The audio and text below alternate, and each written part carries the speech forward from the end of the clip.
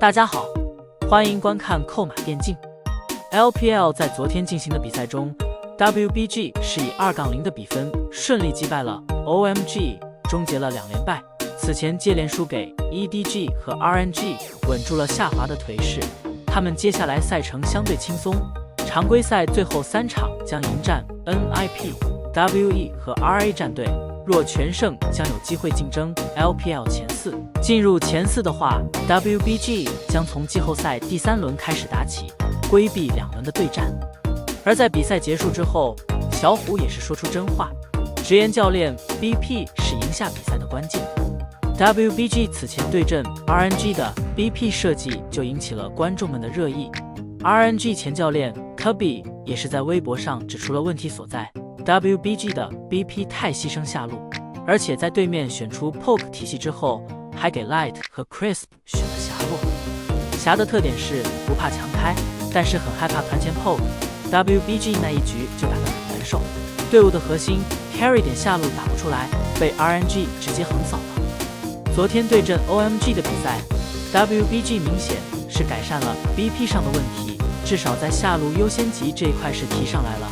确立了以 Light 为核心的思路，让 Light 去选后期的大核英雄，在团战端更容易 carry 比赛，结果是好的，2局比赛都顺利拿下。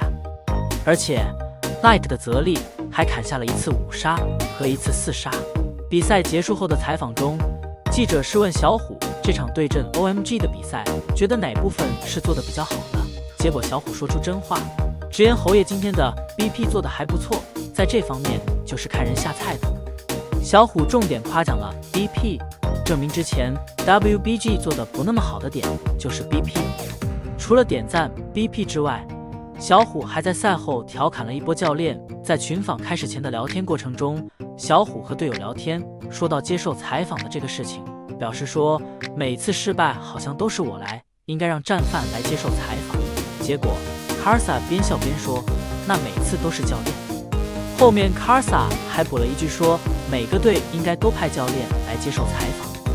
从这一点就能看得出来 ，WBG 的选手也知道教练其实水平没有那么高。BP 做的不是太好，一方面是没有顺应版本，另一方面也不适合选手去操作。值得一提的是，昨天的第2局比赛，有现场粉丝透露 ，WBG 在最后一手选中单的时候 ，EasyHome 建议是选杀黄来，但是 Crisp 和小虎说岩雀更好，最后是选择了岩雀。至于这个是不是真的，后面如果 WBG 有麦克风公布的话，应该能知道。岩雀对比沙皇，配合的能力更强，也更简单粗暴。岩雀沙皇的本质区别就是岩雀游走能力非常强，加强前中期，后期也有一定的控场能力，去限制对面双 C。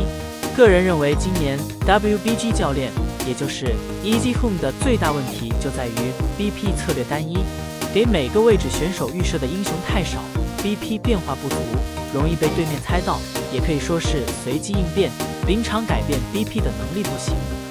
其实这个问题还是挺严重的，尤其是在季后赛阶段，就这一点，碰到实力强的队伍 ，BP 策略会被对面直接抹头。一个好的教练必须敢于做出变化，尤其是在 BO5 高强度对决中，如果 BP 战术太单一，是很难拿下硬仗的。WBG 选手的上限其实都是比较高的，英雄池也没有问题，教练也不会面临巧妇难为无米之炊的情况。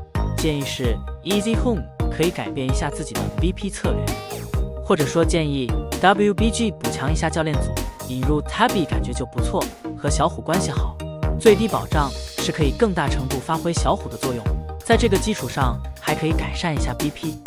总之，以现在的局势来说， WBG 季后赛肯定是不会处在一个高位，季后赛的容错率比较低，就需要队伍做更多，准备更多，争取能更进一步。